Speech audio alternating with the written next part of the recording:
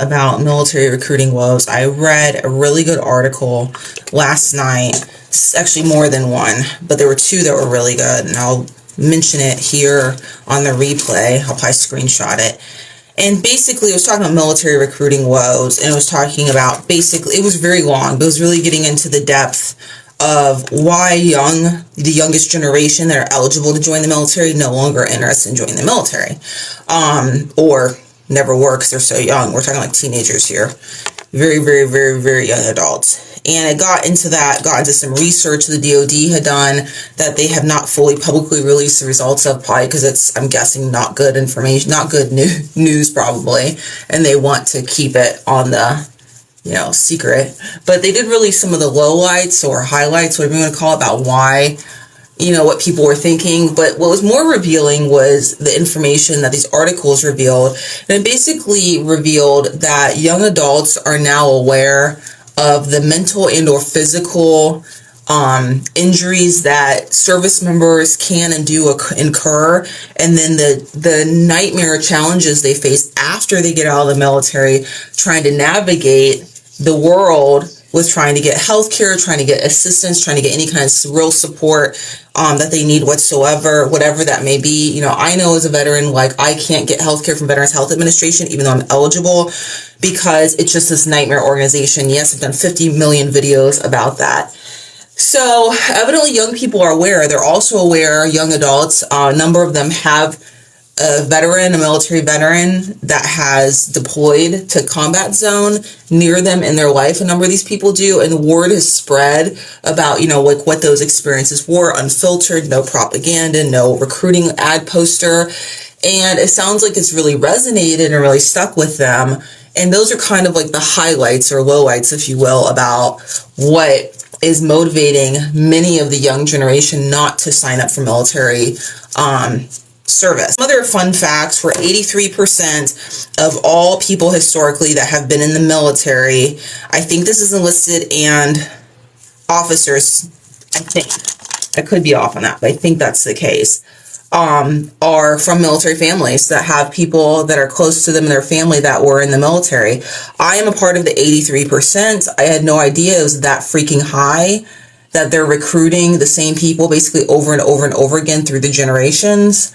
And also, if you have a military base in your town, then you are more likely, your young people, to join the military because they've been exposed to it.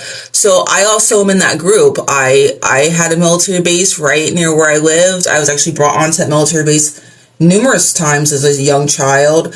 They had things like air shows that you may be familiar with.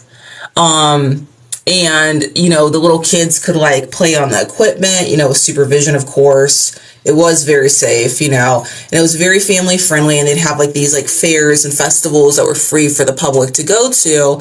And, I look back at that, being the life experience I've had, being the age I am, and I realize the impact that had as a young child, kind of on my perspective, and just like all these different factors that led me to join the military.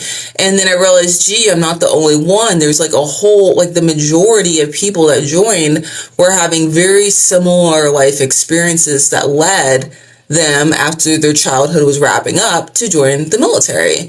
And in some cases, to have long careers, some of these people.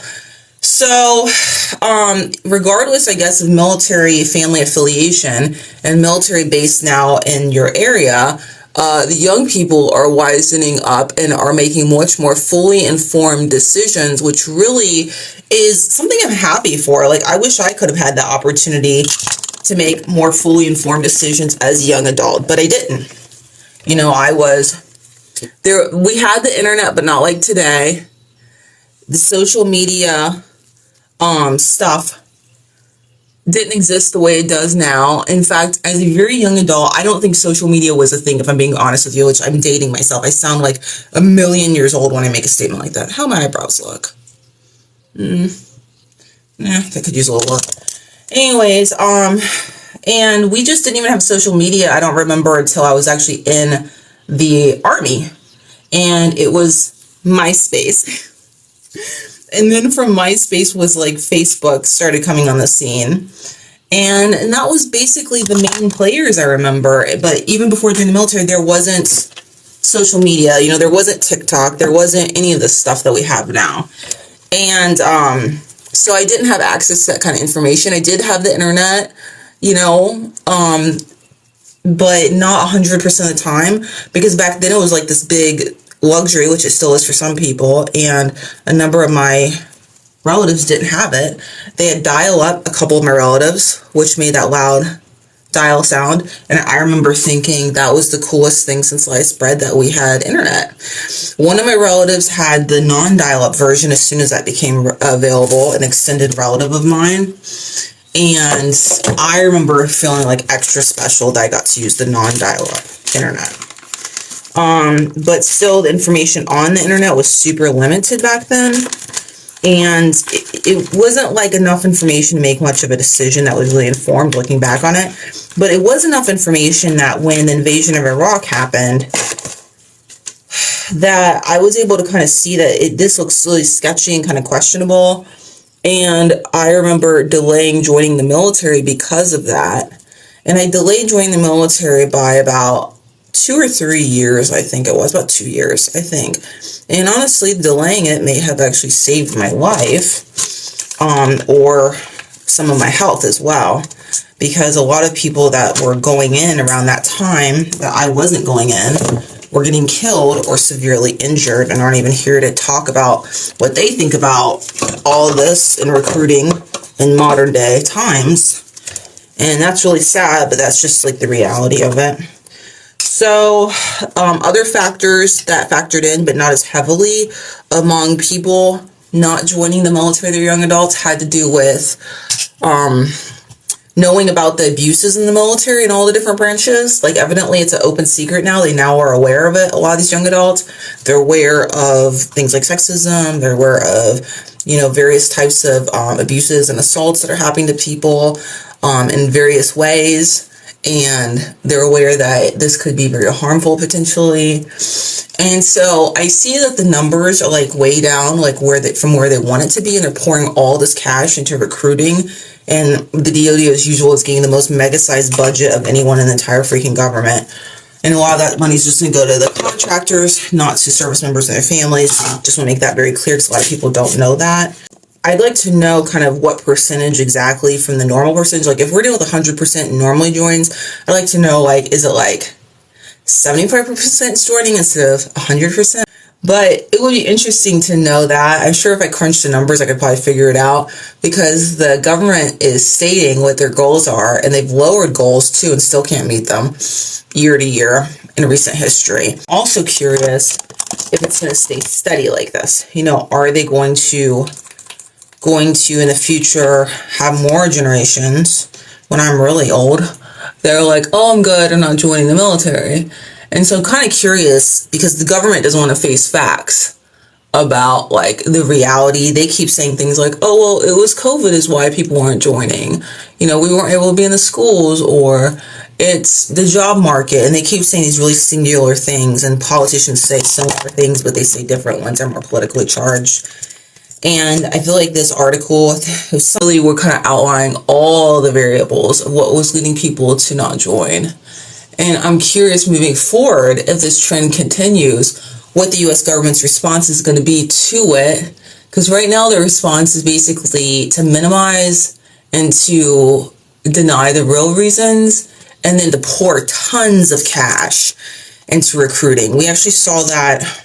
Like, they've redone the military campaign. They brought it back to, like, I think it was the 80s, be all that you can be army thing. And then also we have the famous person who got into some legal trouble recently, who'd been paid a ton of money to do a military commercial, and who now, like, they pulled that commercial evidently, and I don't think they're going to resume it because of the PR nightmare it is.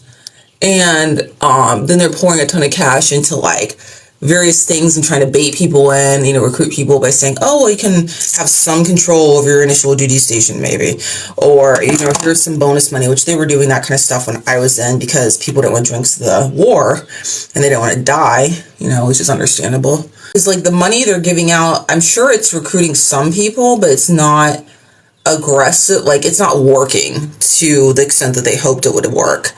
And also, you know, there was another platform called Al Jazeera, which I'm not really super familiar with that news outlet, but I know that it's been around for a while.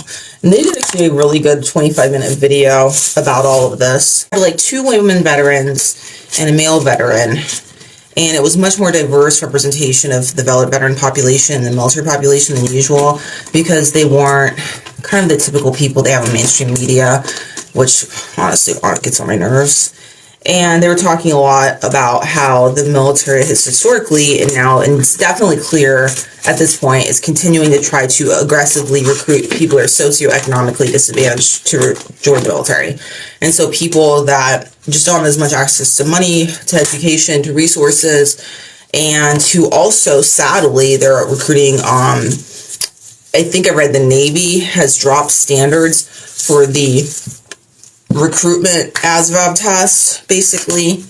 And I actually was unaware that that was a thing. I didn't know that they dropped the score for the ASVAB. So evidently they have. And so that's how they're recruiting some people as well. They're just dropping standards and dropping scores. Now, I see everywhere in articles that like they're saying, oh, the main reason why, you know, we don't have enough people joining the military is because there's not people qualified for physical, basically health standards and everything else. So, and intellectual standards, so, but that also would have a lot to do with socioeconomics most likely. And so I think that, sure, that's a part of it. You know, it's true that people are less healthy and than in years past, with things like, you know, weight that would be considered a qualifier for military service, and strength, physical strength and stuff like that. And I think that there's more of an access to mental health than ever before, thanks to like online services, telehealth, stuff like that. So people are less likely to qualify, because basically the Department of Defense, the military branches love to disqualify people if they've like ever seen like a mental health counselor or ever been on any kind of mental health medication. So basically just getting like your health care, like they stigmatize that. You know, and like I even talked to recruiters recently as 2020, more than one, and they're like making people like get waivers and getting all up in their health business and stuff like that if they've ever had any kind of mental health, anything. I mean, it could be something super minor too. And I really think that's a part of stigmatizing mental health in America as well, is when our own government pretends like mental health is so different from physical health. It's like, you know, if you go to get a checkup for a cold, a sinus infection, like it's not a big deal. But if you go to talk to a mental health counselor because you're feeling like depressed or anxious or any of these things, then like all of a sudden that needs to be stigmatized. And so that's part of the issue too. So they're disqualifying people for stuff like that. But I think that they're also issuing you waivers. But at the same time, if you're interacting with someone who's acting like in a discriminatory manner about your mental health history, that's not even a big deal, then I'm sure that's got to turn off quite a few people from like thinking, well, why would they act like that? Because it doesn't get any better once you join, in my direct experience, you know, God forbid. And military service, as we all know, tends to cause a variety of health ailments, to include mental health, because of what's going on inside of the Department of Defense and all these different branches, and has been for eons now, and really has never been dealt with, despite what they say.